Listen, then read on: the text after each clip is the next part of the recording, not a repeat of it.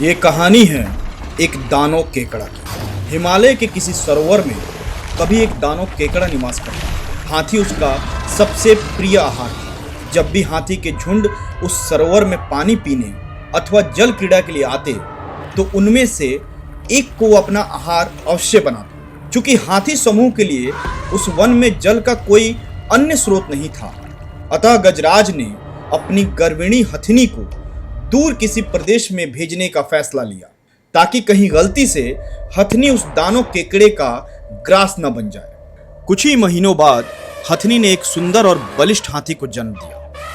जब वो बड़ा हुआ तो उसने अपने पिता का ठिकाना पूछा और ये भी जानना चाहा कि आखिर उसे इतने दिनों तक पिता का वियोग क्यों झेलना पड़ा। जब उसने सारी बातें जान ली तो माता की आज्ञा लेकर अपने पिता से मिलने हिमालय के उसी वन में पहुंचा।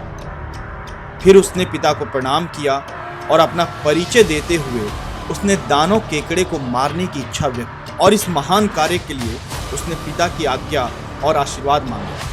पिता ने पहले तो उसकी याचना को ठुकरा दिया, किंतु बार बार अनुरोध करने पर उसने अपने पुत्र को पराक्रम दिखाने का अवसर दे ही दिया। पुत्र ने अपनी सेना तैयार की और अपने शत्रु की सारी गतिविधियों का पता लगाया।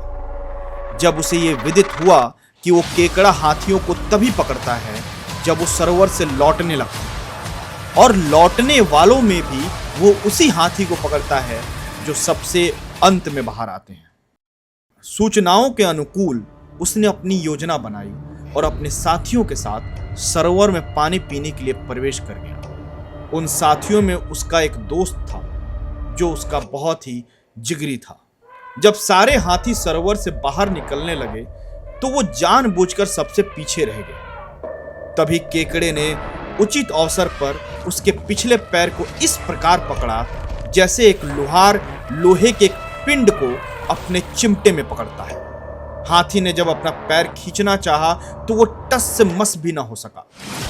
घबराकर हाथी ने चिघाड़ना शुरू किया, जिसे सुनकर हाथियों में भगदड़ मच गई। वे उसकी मदद को न आकर इधर उधर भागने लगे। हाथी ने अपने दोस्त को पुकारा और उससे सहायता मांगी। दोस्त हाथी को सच्चे दिल से प्यार करता था। तत्काल उसने अपने दोस्त को छुड़ाने के लिए उसके पास आ गया और केकड़े से कहा, तू है एक बहादुर केकड़ा, नहीं है तेरे जैसा कोई दूसरा। चाहे हो गंगा या नर्मदा, शक्तिशाली नहीं तेरे जैसा कोई बंदा।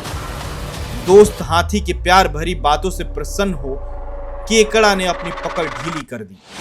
तभी हाथी ने प्रसन्नता से भरी चिगाड़ लगाई, जिसे सुनकर सारे हाथी इकट्ठे होकर उस केकड़े को ढकेलते हुए तट पर ले आए और उसे पैरों से कुचल कुचल कर उसकी चटनी बना दी।